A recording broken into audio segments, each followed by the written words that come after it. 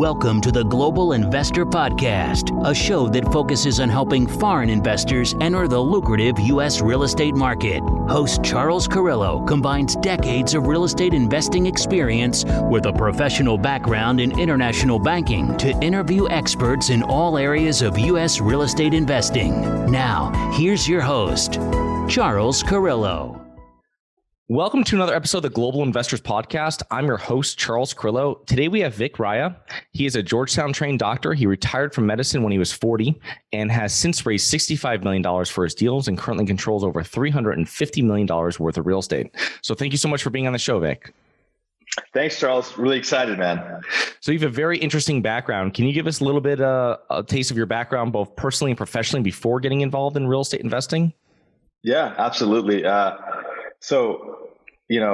My whole thought process growing up was, I've come from a stable middle-class family, but what I noticed was my parents always fought about money, Charles. And that's one thing I was like, all right, when I grow up, I want to figure out this money thing because I don't want to, I want to have peace of mind. I want to make everyone happy around me. And so I don't know, it sort of drove me. So in the typical Indian family household, you're either a doctor, engineer, or you're a loser.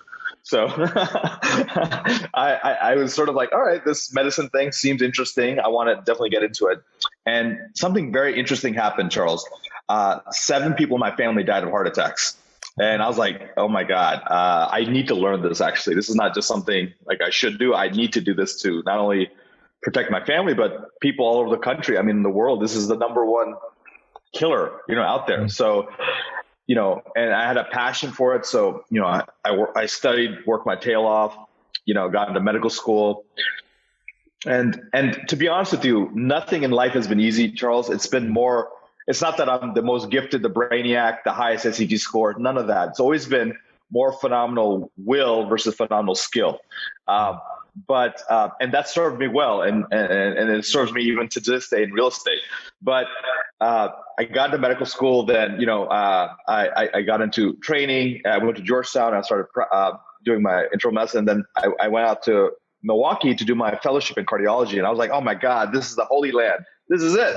I'm ready to go. And then what I noticed was all my attendings, all these doctors who I looked up to, they were just crushing themselves, working like 80, 90, 100 hours, insane hours, and all for like the sake of, trading dollars for hours. I'm like, this doesn't make sense. I thought this was the end game. And so at that point, I was like, maybe I need to have something else on the side. And this is commonly known, as we all know, as the side hustle, right? This is the origin of my side hustle. I'm like, all right, what can I do? And Charles, this is what I did. I was like, all right, I never hired a coach before. I've never invested in myself. And I was like, all right, let me learn about options. And so I actually got an options coach and learned about options trading. It was okay for the first couple of weeks. And then, I started losing. And then, also it was taking a lot of time out of, I was newly married. I was in a cardiology fellowship which was highly competitive and busy. And I was trying to be an options trader. I'm like, something's got to give. And so I'm like, you know what? Options, this is for the birds. I'm done with this. And so I let it go. But the thought that, hey, look, how do I diversify income still kept with me. And I know many of your listeners, whether they're in Peru, Japan, Israel, anywhere international, or all your US listeners that you've cultivated, they're asking the same thing. How do I create that financial freedom apart from my main gig that I've sort of fallen into? And so that was the question I asked. And then obviously one of the books that probably is the most quoted in all podcasts out there, Rich Dad, Poor Dad, came about, right?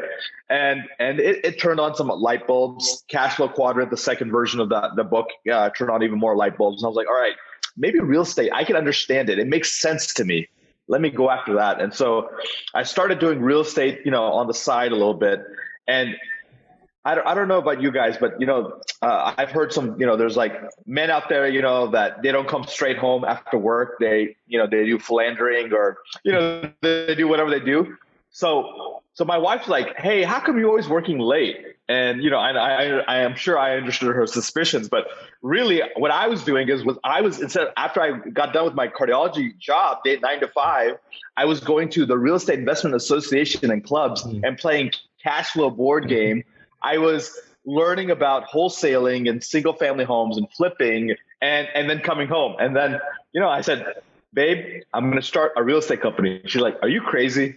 And so to cut a long story short, I started doing single family homes. And so that was the start of my real estate career. Awesome.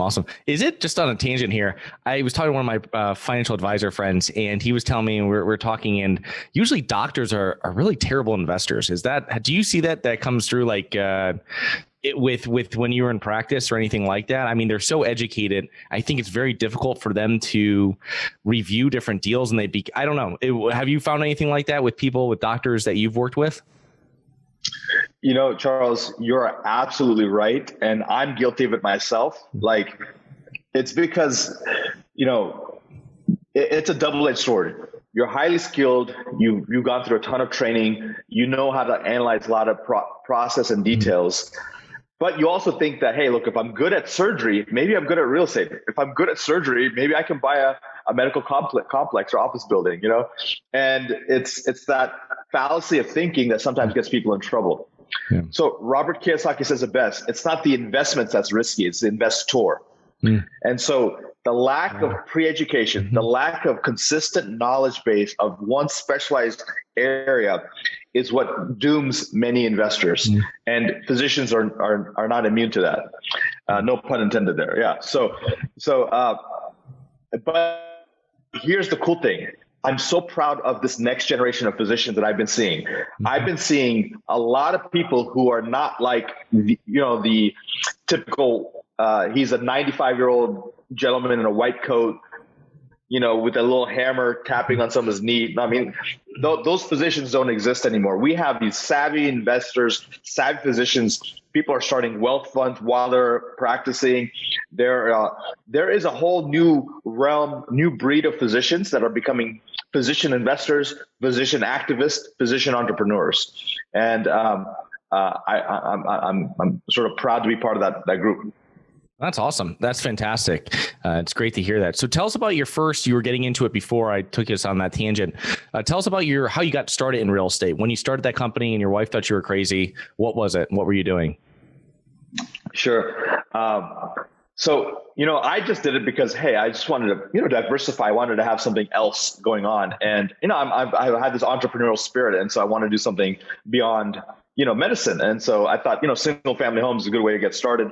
I tried wholesaling, way too time intensive, didn't work for me, that strategy. And for those people who don't know what that is essentially getting a deal under contract and flipping that deal to a rehab or someone else who will then buy it and then, do the full execution on the deal. And then, from what you get under contract for to what you sell it for, there's a little bit of a spread, whether it's 5,000, 10,000, 15,000.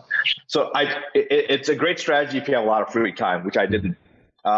Then I started, I want to invest in Northern Virginia, DC. That's where I live, but it was just too expensive for me. And my wife gave me a stipulation. You're not allowed to use any money from our income to invest. So now I had to raise capital or I had to get a partner or something because I'm not allowed to use my own money. I'm like, great. And I have an LLC and the LLC has no track record. So no bank is willing to lend to it. Yeah. So these are the problems that most investors have, whether even if you're not a high income earner, this is a normal problem. So I had to be creative. And I'll tell you this, Charles, everyone thinks, hey, all these stories you hear of these investors, they're crushing it. You might have heard my bio. I'm like, oh, this guy has $330 million. Oh man, this guy, it was probably easy for him or someone taught him how to do everything. Well, I went online, I searched, accredited investors, and then this guy was selling a list of accredited investors. So I bought the list for like $39.99, and then there were investors like Mr. Green and Mr. White and Mr. Blue. I was like, oh, this is sort of weird. And then I actually reached out to this guy, Mr. White, and it was mixed with a bunch of real names too, so it was not just like all. But it was like he was like, yeah, if you wire me some funds through Western Union. I will wire you the funds for your first investment deal, your real estate apartment, the single family home you look at looks very promising. I'm like, oh, this is great. So I wired him like, I think $1,000. Oh, wow. And I mean, so I got scammed. I got beat up. All the stupid stuff that's potentially could happen has happened, but I stuck with it. I bought a $26,000 home in Atlanta where my dad lived. because I needed someone on the ground there, and he's an engineer, so he had real estate experience. And so we ended up selling it 3 years later for $78,000. Then I was like, all right, this is amazing. I'm hooked. So we grew a portfolio of 30 single family homes, bought a strip mall. 2015, I met one of my, he's a buddy of mine, and he was doing a little bit of real estate. I was doing real estate, but not at the real big scale. We're like, hey, let's come together and form a multifamily company to buy multifamilies. He goes, you mean like 100 unit? No way. No one does that except big companies. Are you crazy? And I'm like, no, I just went to this lecture and webinar. I heard this guy. He said he does it. He has something called syndications. I was like, what is that? It sounds like an illegal syndicate. It sounds like something illegal, a crime syndicate. I'm like, no, man, it's like raising capital from investors and buddies. So our first deal was in 2015. We brought a lot of these doctors who are, they're smart enough to know that they know what they know, and they also know what they don't know. Mm-hmm. And they trusted us because we had shown some success in real estate. So they invested with us, and we JV'd on a deal. Mm. And we're like, wow, we get paid at acquisition. We get paid, cash flow. And, this is like much better than the stock market. It's more safe. I love passive investing. So we did that for a couple of deals. And we're like, you know what? Why are we going through a middleman? Why can't we be like Harborside and just do the deal ourselves? Mm-hmm. So we're like, all right, let's do this. And so we formed Viking Capital, which is our multifamily investment company. And now we've done about six and a half years later, we've done our 14th acquisition, which was in January, Charles. And it was a 368 unit, $53 million deal in Atlanta, which we bought from a REIT. So we've grown our business. We've grown our team. We have, I think, 10 people on the Viking Capital banner now. And, we've raised like about close to almost 70 million. And we look to double that amount of raise this year as we try to take down 8 deals. So, wow, that's fantastic. You're doing 8 deals for this year, for 2021? Absolutely. Wow. 1 down, 7 to go. Awesome. So prior to retiring from medicine, how did you fit in both your career and your real estate investing career? Yeah, I think it's a delicate balance.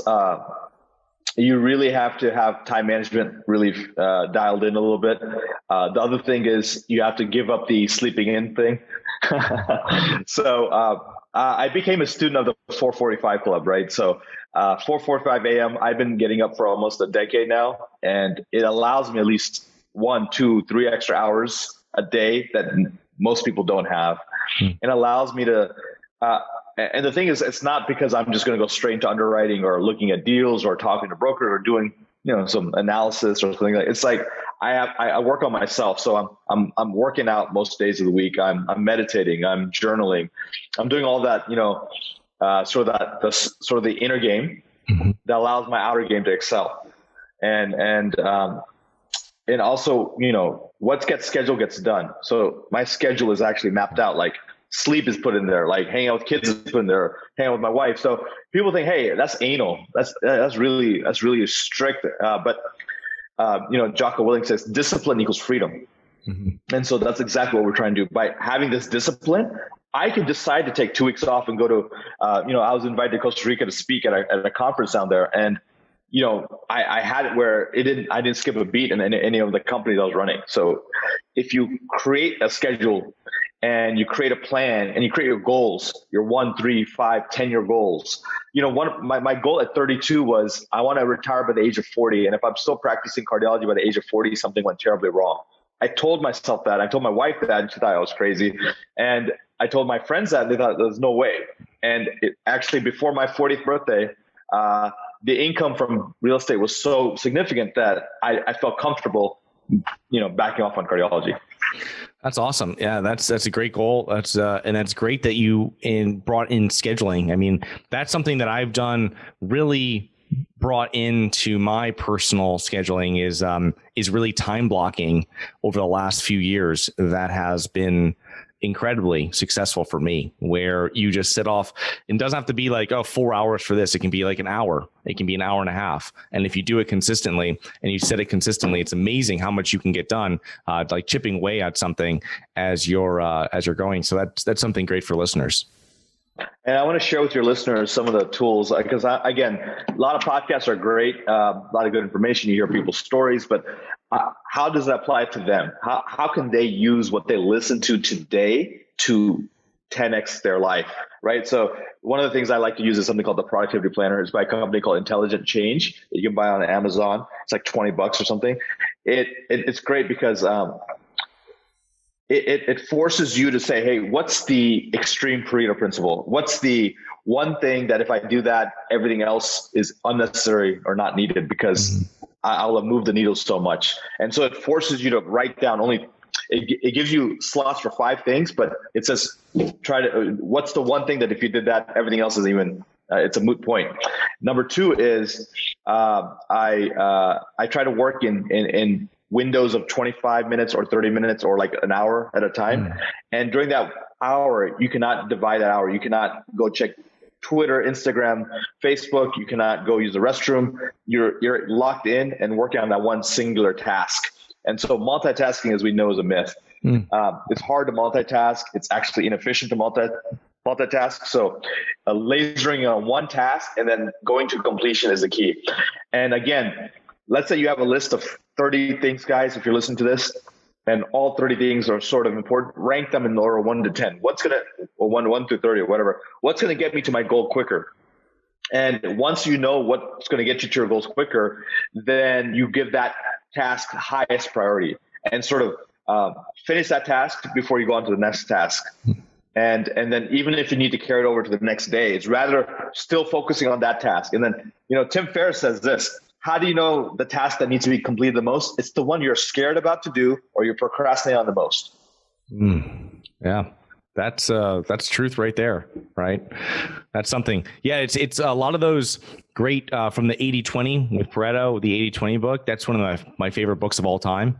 And then the also is One Thing. So kind of those 2 books for increasing your efficiency and your productivity are kind of they're game changers, and they're fantastic for you for your personal life and then also for your business life that I found. And I want to share with your listeners who are obviously into real estate. Look, there's so many different flavors of real estate. There's single family, there's multifamily, there's commercial, like retail space, there's medical office, there is office in general, there is industrial, self-storage, and mobile home parks. Those are the big categories out there. And then there's all over buying notes and things like that. Everyone thinks that you need to start with multifamily single family and then go on to whatever the next thing is. There's no set rule.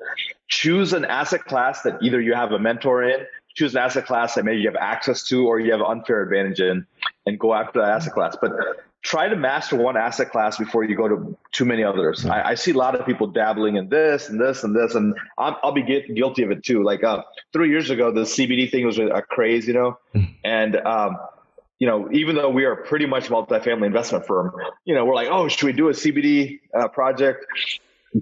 Do I need to buy into this hemp farm?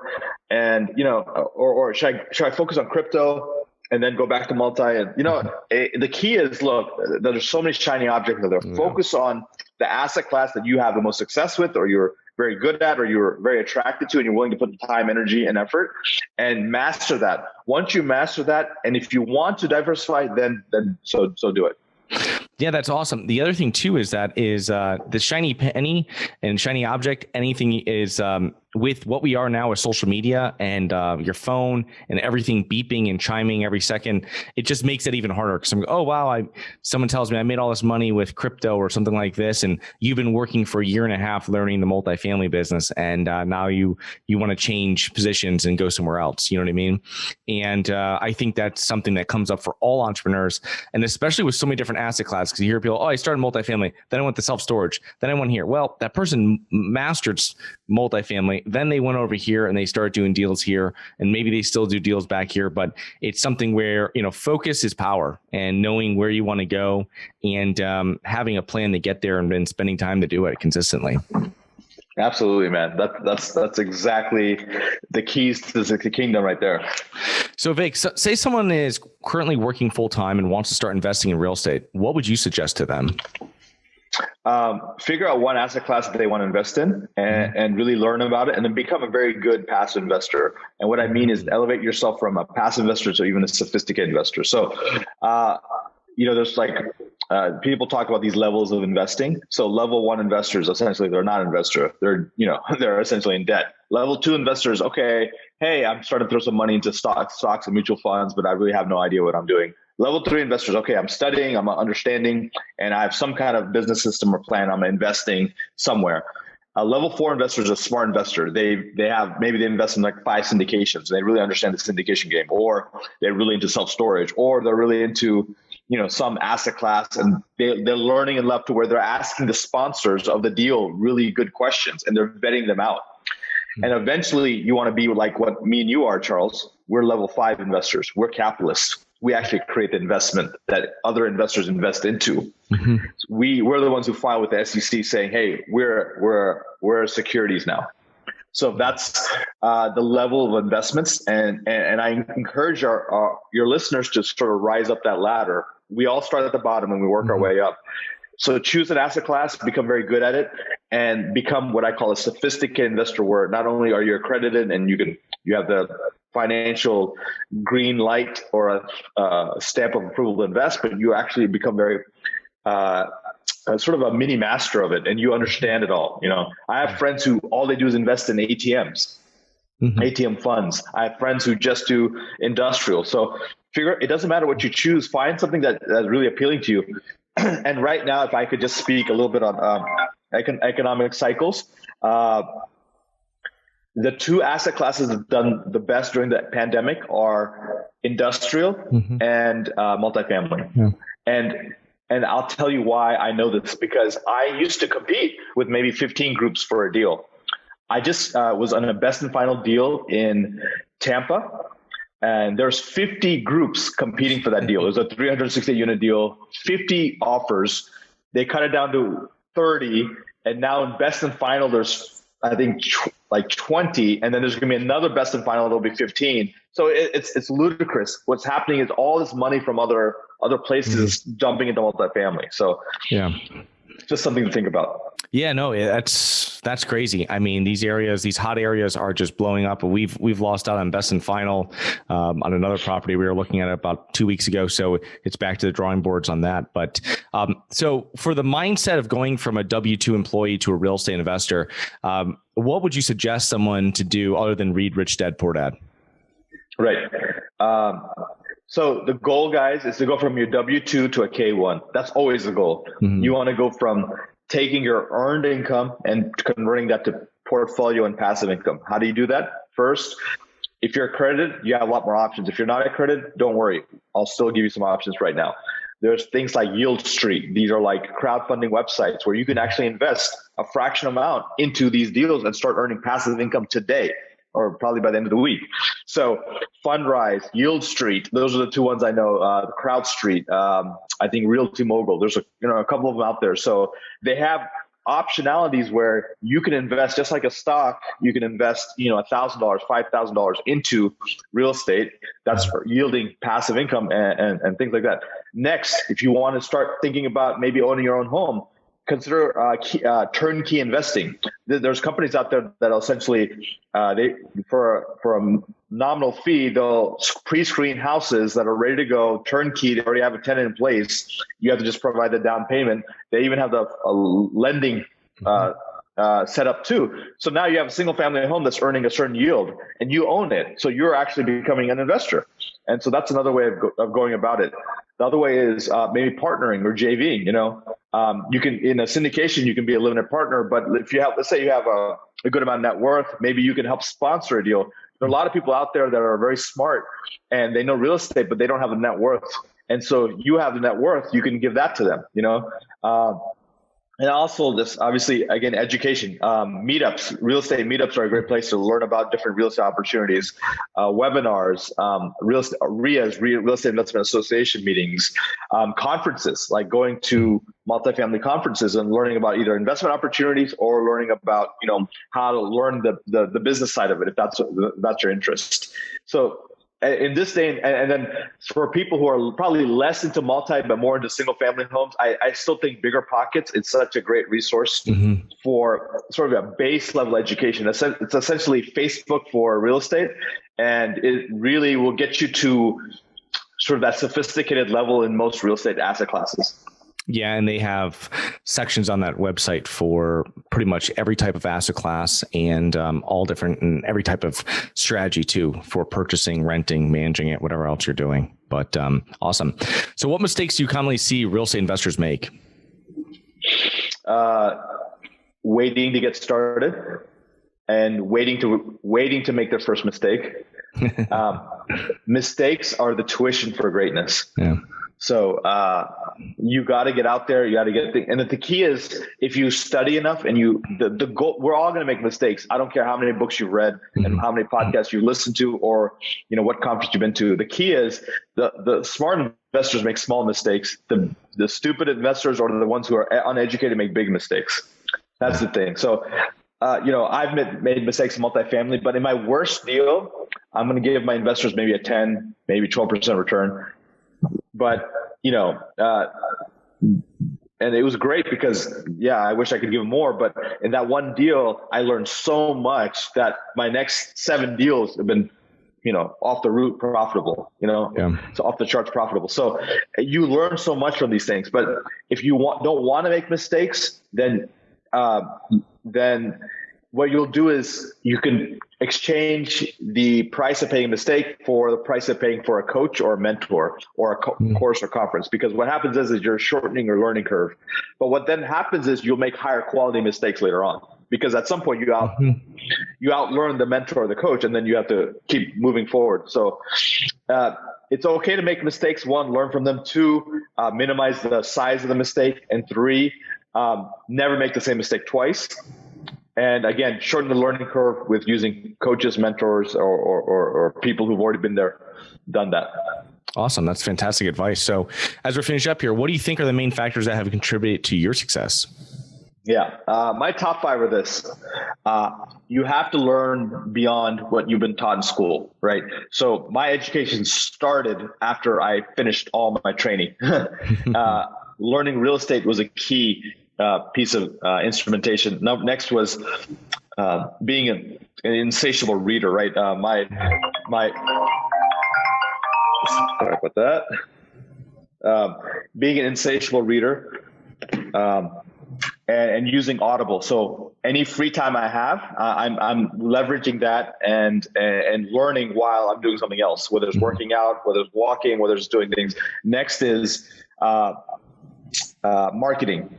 This is something that most people don't know, learn, or think they don't need to know. But becoming a thought leader, learning how to market, learning podcasting, learning how to raise capital from investors, engaging brokers, learning how to become a leader in your industry is super crucial, and it's not taught in school. Yeah. So you have to learn how to become a really good marketer. Oh yeah. And then the final thing is a resilient mindset. It's really knowing that, look, every couple of months, you're going to come up across a seemingly impossible wall, but realize it's not a wall, it's just a plateau. And every time you think you're hitting a wall, just realize it's not a vertical wall, it's just a horizontal plateau that you have to just go through. And when you do that, you're going to be uber successful. That's fantastic advice. I love the marketing because if I ever speak to anybody that doesn't know what they're going to go to college for, I said, just go for marketing. I mean, you're never going to have a problem bringing more business, more sales into your business or into someone else's business and trying to get a job from them. So. Absolutely, man. So before we finish up here, I just want to kind of circle back. One thing we forgot, you had this thing about the freedom, and it was really cool that we were talking about before we hit record here. And can you go into that? I think it was the 5 different parts of freedom that you consider. Sure. Here's sort of like my new sort of creed for life, Charles. It's these. I think freedom is what we all really want, right? We want money. Yeah, I get it. We want to be happy and all that. But it's really just being able to do what you want, how you want, when you want, right? So I've broken it down to what I call the 5 freedoms. And on top of that, I have another sort of litmus test that sort of guides me on whether I should do something or not. And I'll share with your guest. So it's really, freedom is broken down to what I consider, time freedom. The freedom to do whatever you want, whenever you want, however you want. And that's very hard to do. I know millionaires and probably even billionaires who do not have time freedom. So you want to have that. Next is geographic freedom. And this has been amplified by the pandemic. We're at a juncture in life where if you play your cards right, you can essentially work from anywhere in the world, whether you're in the Maldives, in Greece, whether you're in Nashville, it doesn't matter. If you can have a computer, internet, a Zoom connection, a phone, you can operate your business from anywhere. But have you built your business up to do that? Next is financial freedom. I think it's absolutely important that we all attain a sense of financial freedom where most of things in life are essentially taken care of. And now we're going after, big things for the sake of it. We're going after big charitable goals where we're trying to help people around us. We're trying to live these magic experiences in life. I think it's more about experiences at that point, because after your fourth Mercedes and your $5 million home, are you really going to be that intrigued by all that? No, you want, shark diving. You want to, hot air balloon rides. You want to have wine and Napa. You want to do those kind of things. Next is health freedom. I can't tell you how many people I come across who are wealthy or successful, but they're bloated, they're fat, they have gas, they have bloating, they have cancer, they have a heart attack, they have blood pressure problems. And that's not okay. So I think you should start work on anti-aging. You should have a sort of a vitality. You should sort of work on your health span and your lifespan. And if you build that into your routine, that will amplify all your other goals. And then finally, it's sort of a freedom from stress and have sort of this bulletproof mindset. And the word I like to use, Charles, is equipoise. Literally nothing can phase you. Okay, I lost out on 4 deals. No worries, man. My wife's so beautiful. My kids they love me. They give me a hug still when I come home. And my parents are still alive. Thank God. And you know what? I'm going to go after 7 more deals. And in fact, I'm going to blitz them. I'm going to preempt offer. All good. So it's nothing can really phase you. And for any time a door closes, that 7 more are going to open. So having that kind of mindset. So I call these the 5 freedoms. And the final thing as a bonus is this, guys. Life is too damn short, and you should really think of it as either life is a hell yes or life is a hell no. So you want to hang out with that friend that you don't really normally like, and the wife is annoying and it's going to probably ruin your whole evening? That's a hell no. Even though you could go and just be kind and just do it for the sake of appearances, you don't have that much life left. You don't. So do things that are really going to intrigue you. And if they're sort of half, that's sort of a no. That's a nice way of saying no. So if you do more of this litmus test, if things should be either a hell yes, and if they're not, they're automatically a hell no. Yeah, I love it. The older I get, I always say that the more freedom is important to me versus the money. You know what I mean? Having the freedom and being able to do what you want, where you want, when you want, with who you want is really why I'm in this business. And it sounds the same way for you, Vic. That's awesome, Charles, man. Thank you so much, man. This has been awesome. So before you go, how can our listeners learn more about you and your business? Sure. All the usual channels. I'm on Instagram at Vikram.Raya, but I'm also at Viking.Capital. And also our website for Viking Capital is VikingCapLLC.com. Okay. I will put all those links into the show notes. So thank you so much for coming on, Vic, and looking forward to meeting up with you once we start traveling again. Cheers, Charles. Awesome. Talk to you soon. Bye-bye. Hi guys, it's Charles from the Global Investors Podcast. I hope you enjoyed the show. If you're interested in getting involved with real estate, but you don't know where to begin, set up a free 30-minute strategy call with me at schedulecharles.com. That's schedulecharles.com. Thank you. Thank you for listening to the Global Investor Podcast. If you like the show, be sure to subscribe on iTunes or Google Play to get new weekly episodes. For more resources and to receive our newsletter, please visit globalinvestorpodcast.com. And don't forget to join us next week for another episode. Nothing in this episode should be considered specific, personal, or professional advice. Any investment opportunities mentioned on this podcast are limited to accredited investors. Any investments will only be made with proper disclosure, subscription documentation, and are subject to all applicable laws. Please consult an appropriate tax, legal, real estate, financial, or business professional for individualized advice. Opinions of guests are their own. Information is not guaranteed. All investment strategies have the potential for profit or loss. The host is operating on behalf of Syndication Superstars LLC exclusively.